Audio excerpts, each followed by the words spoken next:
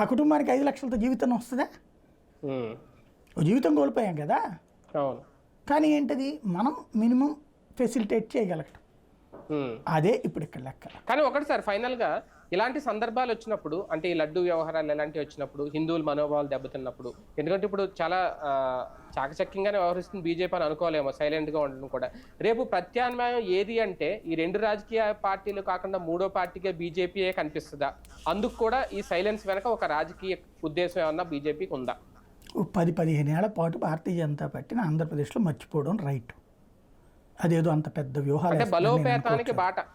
ఏం బలోపేతం అవుతారు దీంతో? నమ్మకం అక్కడ ఇప్పుడు ఈ పరిస్థితుల్లో వాళ్ళు అనిపించుకుంది కదా సార్. అవును, ఇక్కడ డిపెండబుల్ అనిపించింది, ఇక్కడ డిపెండబుల్ అనిపించింది. అంటే డిపెండబుల్ అంతే, ఇంకేముంది. తర్వాత ఏమి ఎదిగారు? రేపు 29కి డిపెండబుల్ కాకుండా ఉంటారేమో, నిలబడతారేమో అని. ఎట్లా?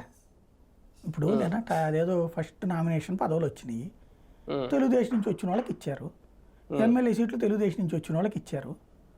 ఉన్న ఇంతకాలం పాటు సంఘం నుంచి నమ్ముకొని ఉన్నటువంటి వాళ్ళందరూ పక్కెళ్ళిపోయారు. ఏం చేస్తారు ఇంక? ఇప్పుడు పార్టీని అర్జెంటుగా కాపాడేసి ఏం పైకి తీసుకుని వస్తారు వీళ్ళు? దాంట్లో ఇప్పుడు ఒకప్పుడు 2004 దాకా తెలుగుదేశం జనసేన, ఇదే తెలుగుదేశం బీజేపీ కలిసి ఉన్నాయి. 10 ఏళ్ళు పట్టింది, మళ్ళీ 2014 నాటి కొంచెం పుంజుకుంది. అప్పుడు మళ్ళీ తెలుగుదేశంతో పొత్తు పెట్టుకున్నారు. అంటే బీజేపీ కూడా ఇప్పుడు సౌత్ లో పుంజుకోవడం అవసరమే కదా సార్ ఓవరాల్ గా. అదే కరెక్టే, ఎప్పుడైనా పుంజుకోకూడదు అనుకుంటే ఏంటి? కానీ వాళ్ళకి ఇక్కడ ఉన్నటువంటి లోకల్ నాయకత్వాలు సరైన నాయకత్వం పెట్టుకోవట్లేదు వాళ్ళు ఎప్పుడు. అదే అదే అవును, అగ్రెసివ్నెస్ లేదు. ఓ కర్ణాటకలో చేసినట్టు, తమిళనాడులో చేసినట్టు ఎందుకు చేయట్లేదు? అది అదే కదా. ఆంధ్రాకి అది ఒక వైఫల్యం ఉంది. అది వాళ్ళు ఆంధ్రాలో సరైన నాయకుడిని పెట్టాలని అనుకోవట్లేదు. ఆ అగ్రెసివ్నెస్తో ఒకళ్ళని పెంచాలనుకోవట్లేదు, లేదా వాళ్ళకి దొరకట్లేదు. దొరికిన వాళ్ళని వాళ్ళు వాడుకోవట్లేదు. అది కూడా అది చూడాలి. రైట్.